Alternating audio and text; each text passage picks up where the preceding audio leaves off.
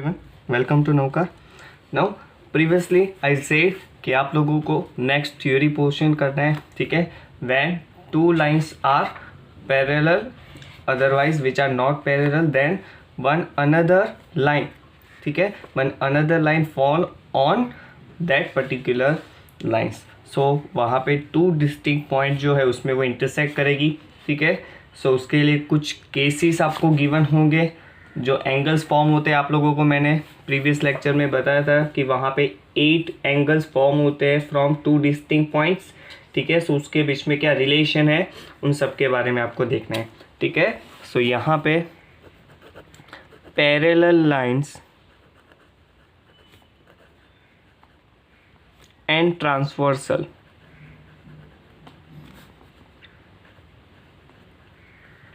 Okay. चलिए, सबसे पहले पैरेलल लाइंस क्या होती है वो तो आपको पता है, ठीक है। अभी मैं बात कर रहा हूँ यहाँ पे ट्रांसवर्सल की। तो transversal line that means for कि सपोज एल एंड एम, ठीक है, वहाँ पे दो लाइन है एल एम एन। अभी पैरेलल है या नहीं है that is second thing, but ये जो दोनों लाइन्स है, अगर वो दोनों लाइन में से कोई थर्ड लाइन जो फॉल करेगी उन दोनों में से पास होगी, सो वहाँ पे क्या होगा कि वो पर्टिकुलर जो लाइन है जो इसमें से पास होती है वो दोनों एल और एन दोनों लाइन को किसी डिस्टिंक्ट पॉइंट में इंटरसेक्ट करेगी, दोनों को इंटरसेक्ट करेगी टू डिस्टिंक्ट पॉइंट्स में, ओके। सो उसको हम क्या बोलेंगे, ट्रांसवर्सल लाइन, ठीक है। सो यहाँ पे हमारे पास ट्रांसवर्सल लाइन के लिए भी डिफरेंट केसेस है। सबसे पहले आपको देखना है कि कौन कौन से यहाँ पे एंगल्स बन रहे हैं, उसका क्या रिलेशन है, ठीक है। तो सबसे पहले मैं यहाँ पे फिगर बना रहा हूँ। जैसे कि आप लोगों की टेक्स्ट बुक जो है, ठीक है, उसमें गिवन है कि पहले वो दोनों लाइन जो है वो पैरेलल नहीं है, देन आफ्टर उसको पैरेलल दिखा के जो एंगल्स फॉर्म हो रहे हैं, ठीक है, उसके बीच में क्या रिलेशन है वो गिवन है। बट पैरेलल नहीं है तो वो जो कंडीशंस गिवन है वो सेटिस्फाई नहीं होगी। सो पैरेलल के लिए नहीं पैरेलल नहीं है तो उस केस के लिए आपको कुछ भी देखना नहीं है, ठीक है। अगर पैरेलल है, ठीक है, सो कौन सी कंडीशंस वहाँ पे अप्लाई होगी वो आपको देखना है। सो यहाँ पे सिर्फ पैरेलल लाइंस के लिए हमें देखना है, ठीक है, okay. So suppose there are two parallel lines. अभी देखो 5th चैप्टर में जो हमने देखा था यूक्लिड के पोस्टुलेट और प्लेफेयर का जो स्टेटमेंट था, उसमें मैंने आप लोगों को जो एक्सप्लेनेशन की थी, ठीक है, सेम वही यहाँ पे अप्लाई करोगे आप।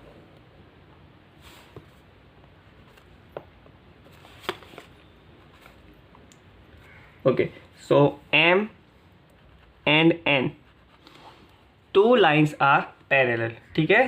M and N two lines are parallel and one another a unique line falling on that two lines। Suppose यहाँ पे ये थर्ड लाइन जो है, ठीक है, विच passes through these two parallel lines and intersect in two distinct points, first and second, okay। now you know that कि अगर ये दोनों पॉइंट जो है दैट मीन्स यहाँ पे पॉइंट ऑफ इंटरसेक्शन जो है वो क्या फॉर्म करेगा, 4 डिफरेंट एंगल्स फॉर्म करेगा, ठीक है। सो नेम दे देते हैं, ये हमारा फर्स्ट, ये सेकेंड, ये third and this one is fourth. Same for second 5 6 7 8, ठीक है। सो वहाँ पे टोटल 8 एंगल्स फॉर्म हो रहे हैं। अभी ये जो 8 एंगल्स बने हमारे, ठीक है, उसमें उसके बीच में क्या रिलेशन है वो सबसे पहले हमें दिखाना है, ठीक है। सो सबसे पहले आपको थोड़ा थ्योरेटिकल पोर्शन भी लिखवा दूँ कि यहाँ पे ये जो हमारी लाइन है उसको L नाम देना है, ठीक है। सो M and N which are two parallel lines and line L intersect line M and line N at point, इसको मैं अगर P नाम दे दूँ, इसको अगर मैं Q नाम दे दूँ, सो क्या होगा, intersect at P and Q respectively. Okay, and line L intersect two or more lines at distinct points, it's called a transversal. यहाँ पे obviously you can see L जो है वो दो पैरेलल लाइन जो है एम एन एन उसको intersect कर रही है डिस्टिंक्ट पॉइंट में। अभी देखो ऐसा ज़रूरी नहीं है कि ये दोनों लाइन पैरेलल होगी तो ही हम इसको ट्रांसवर्सल बोलेंगे। अगर ये दोनों पैरेलल लाइन नहीं है फिर भी उसमें से अगर कोई लाइन ऐसे फॉल होगी सो उसको हम ट्रांसवर्सल ही बोलेंगे। ओके, सो फर्स्ट आपकी टेक्स्ट बुक में फिगर नंबर 6.18 जो है उसके लिए ये दोनों लाइन जो है वो पैरेलल नहीं है, ठीक है, बट आपको वहाँ पे कुछ रिलेशन गिवन है between angles, corresponding angles, alternate interior exterior, same side of transversal, different types of angles are there. But जो सारे कंडीशंस हमें जो यूज़ करनी है, जो प्रॉपर्टी, ठीक है, वो सब कुछ हमें पैरेलल लाइंस के लिए देखना है, ठीक है। वहाँ पे सिर्फ रिलेशन बना के छोड़ दिया है, बट वो सारे रिलेशन मैं आप लोगों को यहाँ पे पैरेलल लाइंस के लिए करवाऊँगा, ठीक है, क्योंकि हमें सिर्फ बनाना नहीं है, उसकी प्रॉपर्टी भी लिखनी है कि ये दोनों कब इक्वल होंगे, वो सब कुछ हमें लिखना है, ठीक है। So let's start. सबसे पहले जो कॉमन इन्फॉर्मेशन है, ठीक है, वो तो आपको लिखना ही है।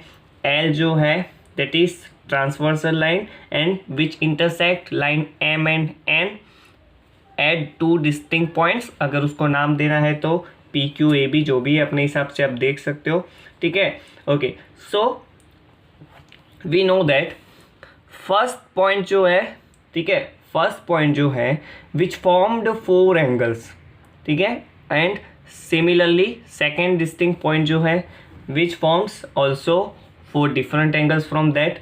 ओके, सो हमने यहाँ पे जो लेबलिंग की है उसके अकॉर्डिंग मैं यहाँ पे कुछ थियोरिटिकल स्टेटमेंट्स लिख रहा हूँ, ठीक है।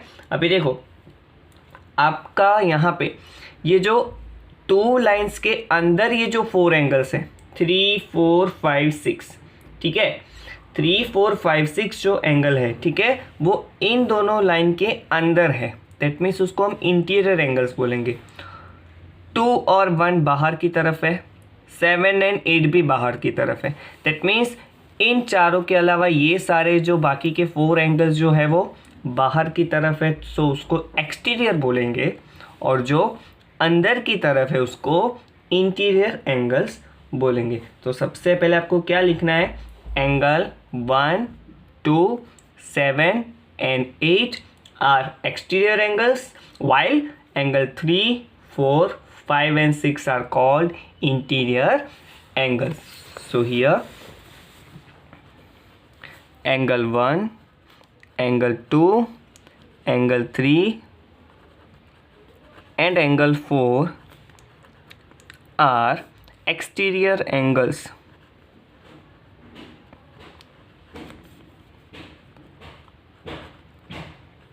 Okay, are exterior angles.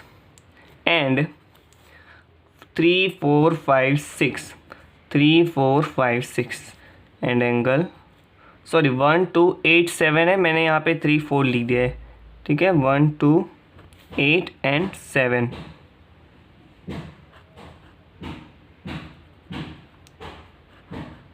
Okay, now angle 3, 4, 5, 6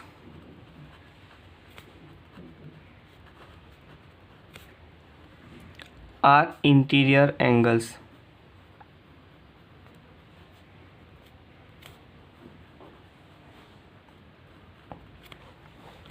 ठीक है, 3, 4, 5, 6 जो है वो अंदर की तरफ है, सो उसको हम इंटीरियर एंगल्स बोलेंगे।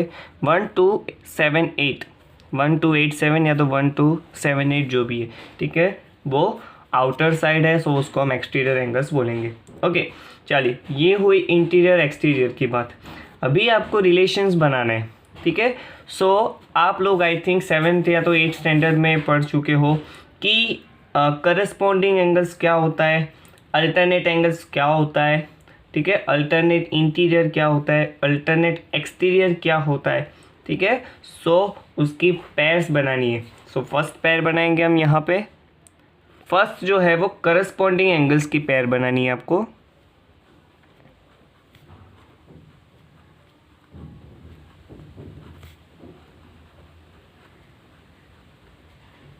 करस्पॉन्डिंग एंगल्स, चलिए first pair corresponding angle, that means what, आपको देखना है वहाँ पे एफ बन रहा होना चाहिए। क्या बनना चाहिए? एफ। एफ उल्टा भी हो सीधा भी हो, एफ बनना चाहिए। अभी देखो जैसे कि यहाँ पे आप देख सकते हो आपकी ये जो फिगर है, ठीक है, सपोज यहाँ पे, अभी इन सबको भूल जाइए आप, ठीक है। सो आपके पास एफ बन चुका है यहाँ पे, ठीक है। सो एफ में जो एंगल्स आपको दिख रहे हैं, ठीक है, चलिए एफ के कौन से एंगल्स आपको देखने हैं। सो अगर नीचे का देख रहे हो तो यहाँ पे भी नीचे का देखना है, अगर ऊपर का देख रहे हो तो यहाँ पे भी ऊपर का देखना है, ठीक है। अभी ये सब कुछ भूल जाना है आपको। चलिए अगर आप ऊपर का यानी एंगल 2 देख रहे हो तो आपको यहाँ पे ऊपर का एंगल 6 देखना है। That means what, corresponding angles की ये आपकी पेयर बनी, एंगल 2 एंड एंगल 6, ठीक है। So we can say that angle 2 and angle 6 are corresponding angles. That means what, जो करस्पॉन्डिंग होते हैं which are equal to each other. Okay, so वो दोनों कैसे होते हैं? सेम होते हैं। दैट मीन्स एंगल 2 जितना होगा उतना ही आपका एंगल 6 होगा। सेम फॉर 3 एंड 7, एंगल 3 नीचे है सो एंगल 7 भी नीचे है। सो angle 3 and angle 7 are corresponding angles, therefore angle 3 equals to angle 7। Okay, चलिए अभी इस तरफ बात करते हैं उल्टा एफ। अभी इसमें कंपलसरी नहीं है कि सीधा एफ ही बनना चाहिए, ठीक है। चलिए उल्टे एफ की बात करते हैं हम यहाँ पे। सी, यहाँ पे नीचे एंगल 4 है, सो यहाँ पे नीचे एंगल 8 है।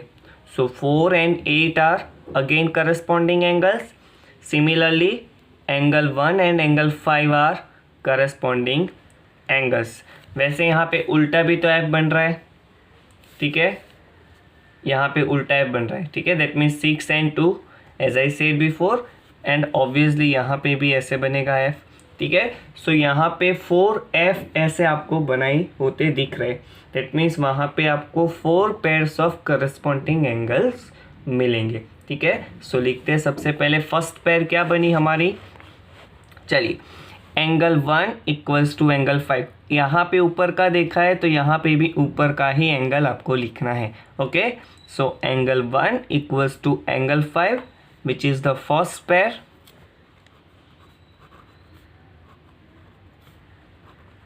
बी, चलिए नीचे एंगल 4 इक्वल्स टू एंगल 8, यानी एंगल 4 एंड एंगल 8।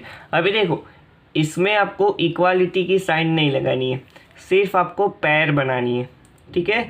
आपको सिर्फ पेयर बनानी है, देन आफ्टर मैं आपको पूरा स्टेटमेंट लिखवाऊंगा, ठीक है, कि करस्पॉन्डिंग एंगल्स जो होते हैं, ठीक है, विच आर इक्वल, और उसके लिए आपको एक एग्जाम भी वहाँ पे गिवन होगा, ठीक है। टेक्स्ट बुक में आई थिंक एग्जाम नंबर 6.3 जो है, अभी आप लोगों को पता है एग्जाम जो होते हैं उसका प्रूफ नहीं होता, ठीक है। सो उसको एज एन अजम्पशन उसको एक्सेप्ट करना है, ठीक है। चलिए थर्ड पेयर सी क्या हो जाएगी, 2 इक्वल्स टू 6, यानी 2 and 6, एंड डी 3 and 7, ठीक है। सो ये बात हुई करस्पॉन्डिंग एंगल्स की। चलिए अभी नेक्स्ट चलते हैं अल्टरनेट एंगल्स के बारे में। अभी देखो अल्टरनेट एंगल्स के बारे में आप लोग प्रीवियसली क्लासेस में भी पढ़ चुके हो कि अल्टरनेट एंगल्स यानी जेड बनाना, ठीक है। आपके माइंड में ऐसा ही है ना कि जेड जहाँ पे बनता हो वहाँ पे आप लोग अल्टरनेट एंगल्स बोलते हो उसको, ठीक है। अभी जेड देखो, जेड जो है वो ऐसे भी बनता है, फिर उल्टा भी बनता है, फिर up and down, down and up, ठीक है। सो ऐसे भी आपके जेड, दैट मीन्स 4 टाइप से बनते हैं जेड जो है वो। बट उसके लिए कंडीशन क्या है, यहाँ पे जो जेड बन रहा है, ठीक है। सो उसके लिए ये जो दो लाइन बन रही है यहाँ पे, वो दोनों कैसे होनी चाहिए, पैरेलल होनी चाहिए। दैट मीन्स अगर ये जो z आपका बना उसके लिए ये दोनों लाइंस अगर पैरेलल है, so we can say that this angle and this angle, ये और ये दोनों कैसे हो जाएंगे, इक्वल हो जाएंगे, और वो दोनों जो है वो अंदर की तरफ है। So we can say that they are alternate interior angles. अगर वो यहाँ पे होते, यहाँ पे मान लो कोई ट्रांसवर्सल लाइन है और यहाँ पे कोई एंगल है और नीचे भी कोई एंगल है, सो ये दोनों एंगल्स जो है विच आर इक्वल, और उसको हम एक्सटीरियर बोलेंगे। ठीक है, यहाँ पे आपको फिगर में समझ में आ जाएगा। चलिए, ये जो है आपका z यहाँ पे बन रहा है, देखिए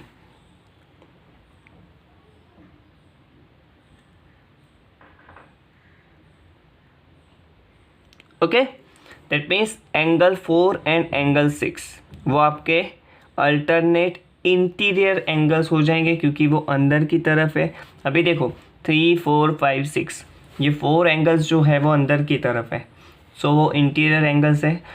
सो 4 एंड 6 के लिए यहाँ पे आपने z बनाया, ये जो आपका z बना वो किसके लिए बना, angle 4 equals to angle 6, and obviously m and n तो पैरेलल ही है। ठीक है, सो 4 इक्वल्स टू 6 हो जाएगा। सिमिलरली यहाँ पे उल्टा z भी तो बन रहा है, सो 3 इक्वल्स टू 5 भी हो जाएगा। सो वहाँ पे 2 pairs of interior alternate angles वहाँ पे फॉर्म हो रही है।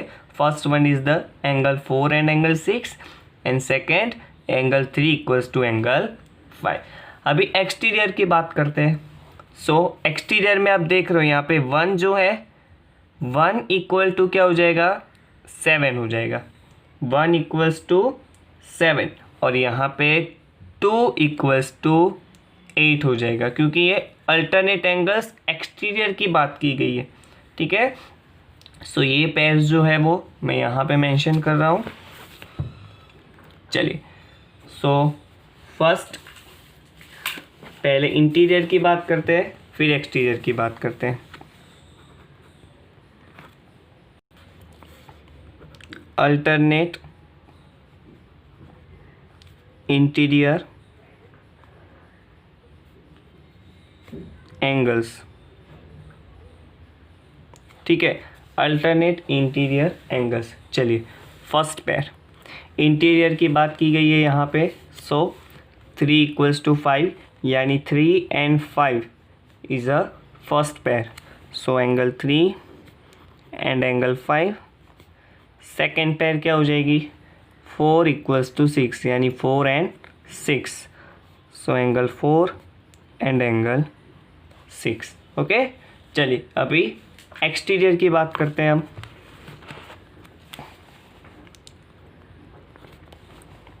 Alternate exterior angles. चलिए, अल्टरनेट में आप देख सकते हो एक्सटीरियर में 1 है, सो उसके ऑपोजिट यानी उसका अल्टरनेट हो जाएगा 7। So angle 1 and angle 7 first pair, and second pair क्या हो जाएगी, angle 2 and angle 8। So first pair में angle 1 angle 7, B angle 2 and angle 8। Okay, so here first आपने करस्पॉन्डिंग एंगल्स के बारे में बात की, फिर अल्टरनेट एंगल्स के बारे में बात की। ठीक है, अभी आपको देखना है इंटीरियर एंगल्स, इंटीरियर एंगल्स। ठीक है, यानी आपको सिर्फ इंटीरियर एंगल्स ही देखने हैं, एक्सटीरियर नहीं देखने। Interior angles on the same side of the transversal. That means ये जो ट्रांसवर्सल है उसकी सेम साइड, उसकी सेम साइड जो इंटीरियर एंगल्स है वो। चलिए, सो ये आपकी ट्रांसवर्सल है उसकी सेम साइड, यानी पहले मैं लेफ्ट साइड की बात कर रहा हूँ। So left side interior angles कौन कौन से है? एंगल 4 एंड एंगल 5, ठीक है।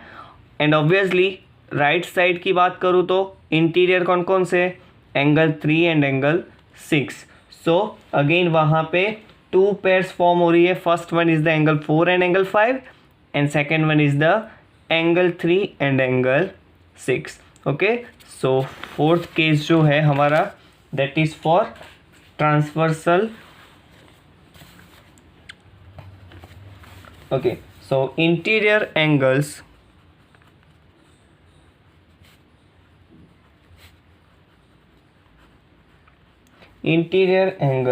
on the same side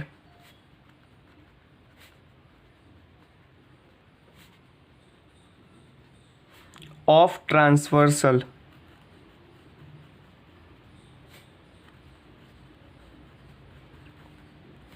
ठीक है।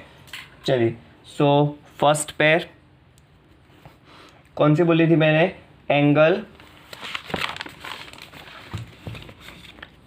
4 एंड 5, और राइट साइड की बात करो तो 3 एंड 6। सो फर्स्ट पेयर हो जाएगी 4 एंड 5, सेकेंड पेयर हो जाएगी 3 and 6। Angle 4 and angle 5 and B जो हमारी सेकेंड पेयर है वो हो जाएगी angle 3 and angle 6। Okay, so यहाँ पे ट्रांसवर्सल के बारे में भी बात हो गई। अभी देखो यहाँ पे मैंने आप लोगों को बोला कि करस्पॉन्डिंग एंगल्स जो होते हैं वो इक्वल होते हैं, अल्टरनेट एंगल्स जो होते हैं वो भी इक्वल होते हैं, एक्सटीरियर हो तो भी इक्वल होते हैं, इंटीरियर हो तो भी इक्वल होते हैं। बट यहाँ पे जो ट्रांसवर्सल लाइन है उसकी सेम साइड जो इंटीरियर एंगल्स बनते हैं उसके बीच में क्या रिलेशन है? देखो, दैट मीन्स 4 एंड 5 के बारे में देखो क्या रिलेशन आपको नज़र आ रहा है। सो 4 एंड 5 जो है उन दोनों का प्लस होगा 180। क्या होगा? 180 होगा। ऑब्वियसली होगा। कैसे होगा? वो जब आप एक्सरसाइज में जब सम करोगे तब आपको पूरा पता चल जाएगा, ठीक है। और आपको कुछ एक्सियम्स भी पढ़ने हैं, उसके अकॉर्डिंग आप पूरा जो यहाँ पे प्रॉपर्टीज़ है वो सब कुछ अच्छे से समझ जाओगे।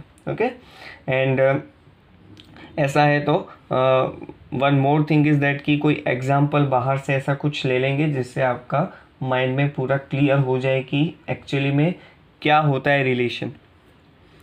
सो 4 एंड 5 जो है उन दोनों का प्लस 180 होगा। उन दोनों का प्लस अगर 180 होता है so we can say that they are the consecutive angles. Okay, consecutive angles. अभी देखो कंसेक्यूटिव एंगल्स तो बोल सकते हैं बट वो अंदर की तरफ है यानी इंटीरियर एंगल्स है। सो उसको क्या बोल सकते हैं? कंसेक्यूटिव इंटीरियर एंगल्स, ठीक है। और ऑब्वियसली आप लोग 8th स्टैंडर्ड में पैरेललोग्राम, रोम्बस, ठीक है, वो सारे क्वाड्रिलेटरल्स जो है उसकी प्रॉपर्टीज़ पढ़ चुके हो कि कंसेक्यूटिव एंगल्स यानी दोनों पास पास में होते हैं ना। जैसे कि आपके पास कोई क्वाड्रिलेटरल है रोम्बस ABCD, तो angle A plus angle B equals to 180 होता है। क्यों? वो दोनों कंसेक्यूटिव होते हैं ना, ठीक है। दैट मीन्स व्हाट कि कंसेक्यूटिव एंगल्स यानी उन दोनों का प्लस 180 होता है। सो हियर 4 एंड 5 जो है वो कंसेक्यूटिव एंगल्स होंगे, ठीक है, एंड उन दोनों का प्लस 180 होता है। So we can say that they are consecutive angles, but transversal के सेम साइड में वो अंदर की तरफ है, यानी उसको हम क्या बोलेंगे? Consecutive interior angles. क्या बोलेंगे? Consecutive interior angles. और उसका सेकेंड नाम है एलाइड एंगल्स, और थर्ड नाम जो है दैट इज को इंटीरियर एंगल्स, ठीक है। एलाइड एंगल्स या तो को इंटीरियर एंगल्स, ठीक है, कोई भी नाम से आप इसको बोल सकते हो। चलिए, सो इसके लिए यहाँ पे आपको कुछ स्टेटमेंट्स लिखवा रहा हूँ मैं, ठीक है। सबसे पहले आपको लिखना है interior angles of the same side. Transversal के जो सेम साइड हमने इंटीरियर एंगल्स देखे उसके लिए आपको यहाँ पे स्टेटमेंट लिखना है। सो interior angles on the same side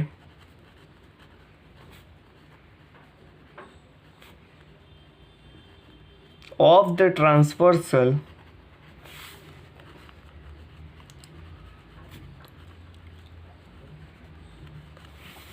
of the transversal are also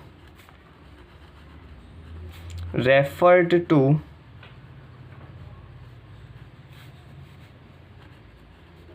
as consecutive, क्या बोला मैंने, कंसेक्यूटिव तो है बट अंदर की तरफ है तो इसको हम कंसेक्यूटिव इंटीरियर एंगल्स बोलेंगे, ठीक है। और सेकेंड नाम जो है वो मैंने आप लोगों को बताया, ठीक है, एलाइड एंगल्स भी बोलते हैं इसको, as well as third name जो है वो और को इंटीरियर एंगल्स।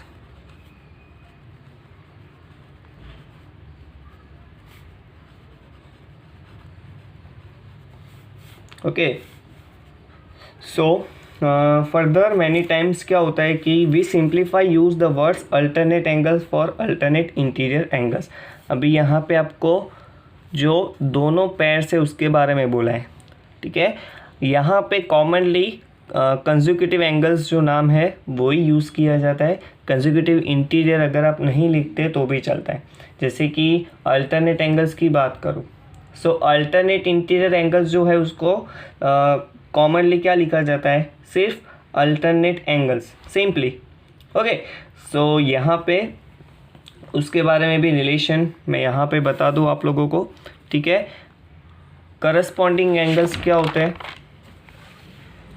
करस्पॉन्डिंग एंगल्स यानी 1 and 5, 2 and 6, 4 and 8, 3 and 7, ठीक है, which are equal, we know that, ठीक है। करस्पॉन्डिंग एंगल्स आर इक्वल, ठीक है।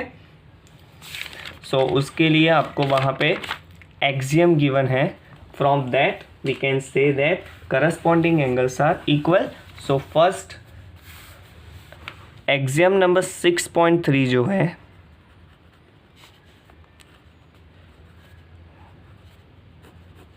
We have to show that first. So statement क्या है उसका, if a transversal,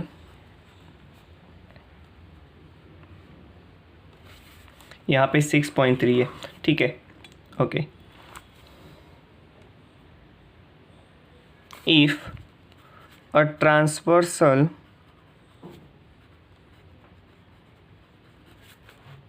intersect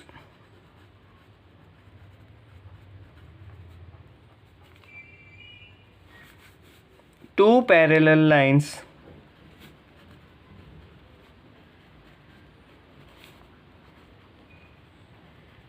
if a transversal intersect two parallel lines, then each pair of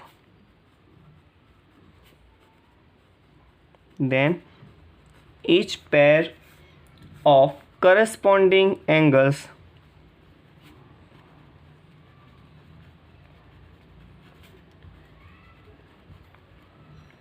are equal. Okay, so here the statement of axiom number 6.3 is what, if a transversal intersect, यानी जो transversal line यानी आपकी L जो line है वो दो parallel line यानी M and N उन दोनों को अगर इंटरसेक्ट करेगी, ठीक है, so each pair of corresponding angles are equal, ठीक है। सो हमने आगे जो फिगर बनाई है उसके हिसाब से आपको जो पेयर्स मिली है करस्पॉन्डिंग एंगल्स की उसको इक्वल दिखा देते हैं, ठीक है। सो यहाँ पे we have 4 pairs of corresponding angles, ठीक है, 1, 2, 3 and 4, that means angle 1 and angle 5 जो हमारी फर्स्ट पेयर है, and we know that they are equal. So आपको यहाँ पे क्या लिखना है, angle 1 equals to angle 5, second angle 4 equals to angle 8, third angle 2 equals to angle 6 and fourth angle 3 equals to angle 7, ठीक है। सो ये जो 4 पेयर्स है वो इक्वल आपको वहाँ पे लिखना है, यहाँ पे लिखना है आपको, देयरफॉर वी हैव, आपको लिखना है फ्रॉम अबोव फिगर, चलिए जो पेयर्स हमने बनाई थी उसको इक्वल दिखा देते हैं. So angle 1 and angle 5. So angle 1 equals to angle 5 is your first pair. Second pair थी आपकी angle 2 and angle 6. So angle 2 equals to angle 6. Third pair आपकी angle 4 and 8. So angle 4 equals to angle 8. And fourth pair जो थी that is angle 3 and angle 7. So angle 3 equals to angle 7. So these four pairs are of corresponding angles are equal. Okay, now इसको हम corresponding angles axiom बोलते हैं. क्या बोलते हैं? corresponding angles axiom. ठीक है. Now we know that if a transversal intersect two lines such that a pair of corresponding angles is equal then two lines are parallel. अभी उल्टा, यहाँ पे आपको क्या बोला है कि ट्रांसवर्सल अगर दो पैरेलल लाइन को इंटरसेक्ट करेगी सो करस्पॉन्डिंग एंगल्स जो है वो इक्वल हो जाएंगे. सो इसका कन्वर्स क्या हो जाएगा? अगर आपको करस्पॉन्डिंग एंगल्स इक्वल मिलते हैं so we can say that आपको दैट मीन्स जो दो लाइंस गिवन है दे आर पैरेलल लाइंस. ठीक है, वो क्या हो जाएगा? उसका कन्वर्स हो जाएगा. ठीक है, सो कन्वर्स का भी आपको ऑब्वियसली स्टेटमेंट लिखना है. ठीक है, okay. So that is your exam number 6.4. ठीक है, exam number 6.4 which is the converse of exam number 6.3. ठीक है, so if a transversal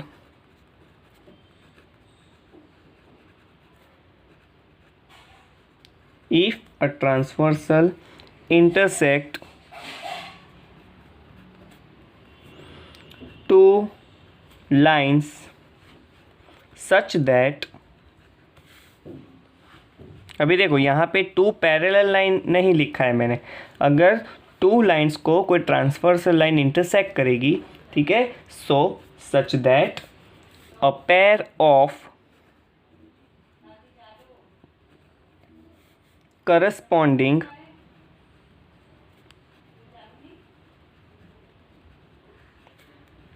angles is equal. ठीक है, अगर इक्वल होगी then the two lines are parallel to each other. Okay, so ये आपका उसका कन्वर्स स्टेटमेंट हो गया. ठीक है, सो इसके बारे में वन मोर एग्जाम्पल हम देखेंगे नेक्स्ट लेक्चर में. ठीक है, सबसे पहले आपको जो थ्योरी है वो सारी थ्योरीज कंप्लीट करनी है, उसको समझ के लिखना है. ठीक है, एक एग्जाम्पल लेने के बाद हम आपको थ्योरम नंबर जो 6.2 है, ठीक है, विद द प्रूफ मैं आप लोगों को पूरा एक्सप्लेन कर दूंगा नेक्स्ट लेक्चर में. Okay, so see you next lecture. Homework में एज अवर यूजुअल होमवर्क, ठीक है, आपको करना है अपनी नोटबुक में.